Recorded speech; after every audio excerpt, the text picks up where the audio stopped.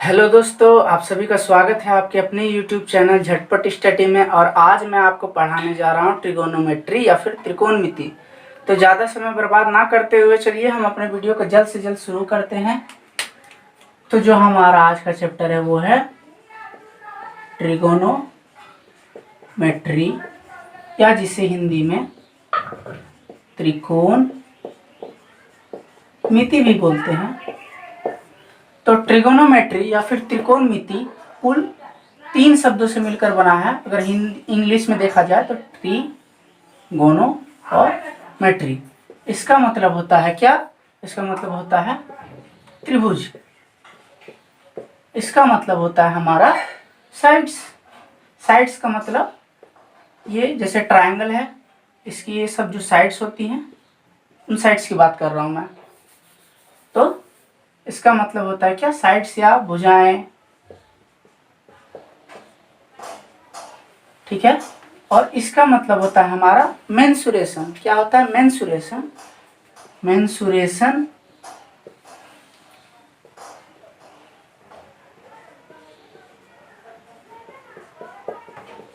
हिंदी में से माप भी कहते हैं। इसका मतलब है कि ट्रायंगल की जो साइड्स हैं, ठीक है, ट्रायंगल की जो साइड्स है उसके मेंसुरेशन, यानी देखा जाए तो हमें त्रिभुज के बारे में ही पढ़ना है, उससे कुछ रिलेटेड। तो चलिए पहले मैं कुछ आपको बता दूं। तो जो हमें सबसे पहले पढ़ना है वो है राइट एंगल ट्रायंगल के बारे में। राइट एंगल ट्रायंगल के बारे में आप सभी जानते हैं। ये क्या होता है? इसका एक एंगल 90 डिग्री का होता है। कितना एंगल होता है? 90 डिग्री का एंगल होता है, ठीक है। तो जो बाकी के एंगल होते हैं वो उनका वैल्यू जनरली 45 भी हो सकता है, ठीक है। जनरली क्या ये 45 ही होता है। ओके, आगे बढ़ता हूँ। पहला जो मैं चीज पढ़ाऊंगा आपको वो है पाइथागोरस थ्योरम। क्या पढ़ाऊंगा मैं? पाइथागोरस थ्योरम, ठीक है। इसे हम हिंदी में कहते हैं पाइथागोरस का प्रमेय। ओके, आपको दिख रहा होगा पाइथागोरस थ्योरम या पाइथागोरस का प्रमेय। तो इसमें क्या होता है कि यह एक राइट एंगल ट्रायंगल यानी कि समकोण त्रिभुज है।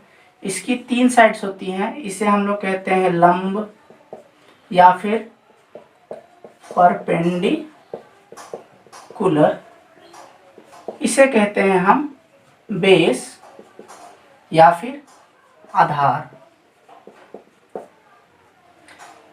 इस वाली साइड को हम कहते हैं हाइपोटेनियस। हाइपोटेनियस या फिर कर्ण भी बोलते हैं। ओके, आप लोगों को कितना समझ में आ गया? तो ये जो लंब है ये आधार है हमारा और ये है कर्ण। तो हम लोगों ने इनके बारे में जान लिया। तो पाइथागोरस थ्योरम क्या बोलता है? पाइथागोरस का प्रमेय क्या बोलता है? पाइथागोरस का प्रमेय बोलता है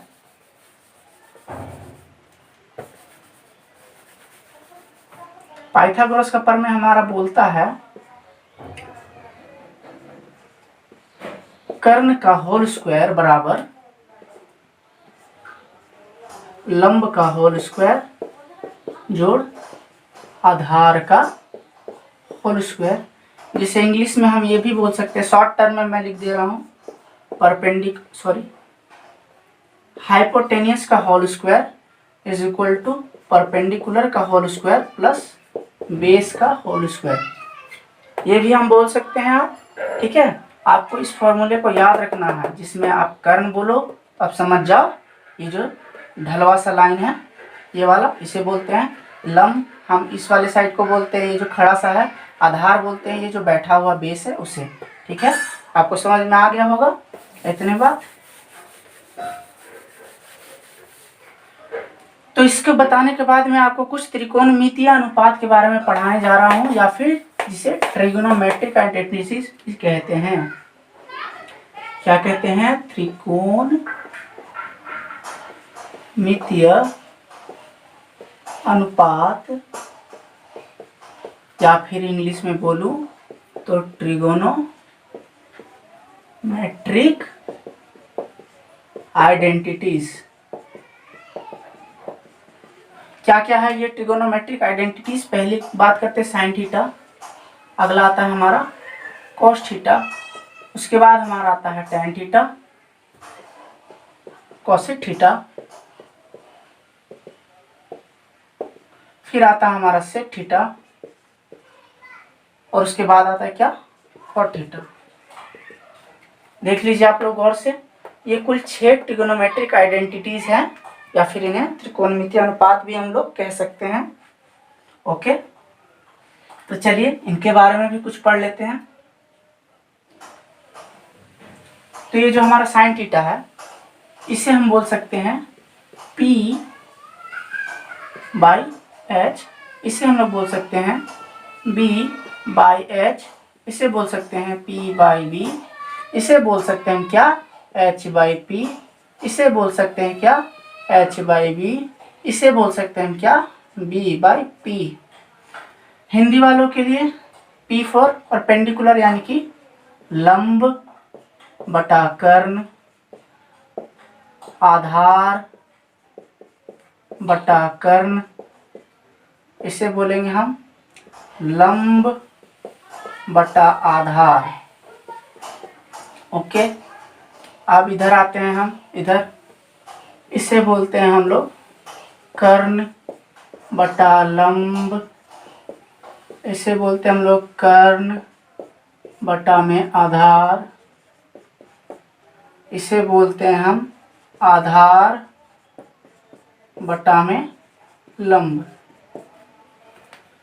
आप देख लीजिए इसे गौर से, और वीडियो को पॉज करके आप इसे नोट भी कर सकते हैं, आगे आपको इसकी ज़रूरत पड़ेगी।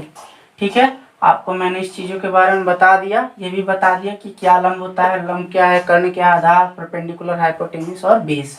ठीक है, इन 6 टर्म्स के पढ़ने के बाद आपको सीधे चलना है क्या? प्रॉब्लम्स की तरफ। ठीक है, इससे पहले मैं एक और चीज़ पढ़ा देता हूँ आपको, जिसकी आपको ज़रूरत भी पड़ सकती है और उससे जुड़े सवाल भी आ सकते हैं कभी कभी। हमारे वो आते हैं क्या? त्रिकोणमितीय संख्या, जिसे हम लोग बोलते हैं ट्रिगोनोमेट्रिक नंबर्स। ठीक है, या फिर उसका नाम ट्रायंगुलर नंबर्स भी है।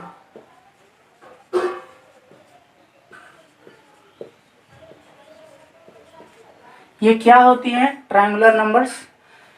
बस एक राइट एंगल ट्रायंगल की ये जो 3 साइड्स आप देख पाते हैं, ये और ये वाली, ये जो 3 साइड्स आप देख पा रहे हो ना, ये परपेंडिकुलर, बेस, हाइपोटेन्यूस, इसका कोई मेजरमेंट यानी कि नाप होता होगा। मान लो ये 5 है, सेंटीमीटर ले लो, ये 4 सेंटीमीटर है और ये 3 सेंटीमीटर। तो जो भी नंबर 3 नंबर, अगर ये पाइथागोरस रूल को सेटिस्फाई करता, पाइथागोरस के थ्योरम को, पाइथागोरस का थ्योरम क्या बोलता है, मैं हिंदी में लिख रहा हूँ, कर्ण का स्क्वायर बराबर लंब का स्क्वायर जोड़ आधार का स्क्वायर। तो कर्ण इसमें क्या है 5, तो 5 का स्क्वायर बराबर लंब क्या है 4, तो 4 का स्क्वायर, तो आधार क्या है 3, तो 3 का स्क्वायर। तो 5 का स्क्वायर कितना हो जाता है हमारा 25, 4 का स्क्वायर कितना होता है 16, 3 का स्क्वायर कितना होता है 9। तो 25 इज इक्वल टू 16 है, 9 जोड़ेंगे 25। देखिए 25 इक्वल आ गए, तो ये इस पाइथागोरस थ्योरम को सेटिस्फाई कर रहा है। इससे आप क्या समझ सकते हैं? इससे आप ये समझ सकते हैं कि ये जो है ट्रायंगुलर नंबर है। अब सवाल किस तरह के पूछे जाते हैं, ये सवाल आता है हमारा कि सवाल इसमें किस तरह से पूछे जा सकते हैं। ये तो मैंने पढ़ा दिया। तो सवाल आपको कुछ इस तरह से पूछे जा सकते हैं, कुछ इस तरह से पूछे जा सकते हैं कि जैसे मान लीजिए आपका दे दिया 2 4 5, ये 5 है, 2 4 5 और पूछ देगा आपसे कि क्या ये एक राइट एंगल ट्रायंगल है। Is it A right angle triangle, या फिर क्या यह एक समकोण त्रिभुज है। तो आपको बताना कैसे है, देखिए बताएंगे कैसे हम, बहुत इजी है। इन तीनों में सबसे लॉन्गेस्ट साइड को ले लिया मैंने, ये सबसे लॉन्गेस्ट है। आप जानते हैं कि एक राइट एंगल ट्रायंगल में जो सबसे लॉन्ग वाली साइड होती है इसे कर्ण भी बोलते हैं हम, और ये सबसे बड़ी होती है। तो अगर मैं पाइथागोरस के रूल के अनुसार जाऊं तो अगर मैंने देखा कि ये सबसे बड़ी साइड है तो इसे हम कर्ण भी बोल सकते हैं। तो इसका स्क्वायर इज इक्वल टू लंब का स्क्वायर जोड़ आधार का स्क्वायर। अब यहाँ सवाल उठता है इसमें लंब कौन है और आधार कौन है। कोई मैटर नहीं करता, आप किसी को भी लंब और आधार मान सकते हैं। क्यों? क्योंकि दोनों तो प्लस में ही रहेगा ना। तो मैंने मान लिया इसे लंब और इसे आधार। तो 5 का स्क्वायर हमारा होता है 25, 2 का स्क्वायर क्या होता है 4, और 4 का स्क्वायर होता है हमारा 16।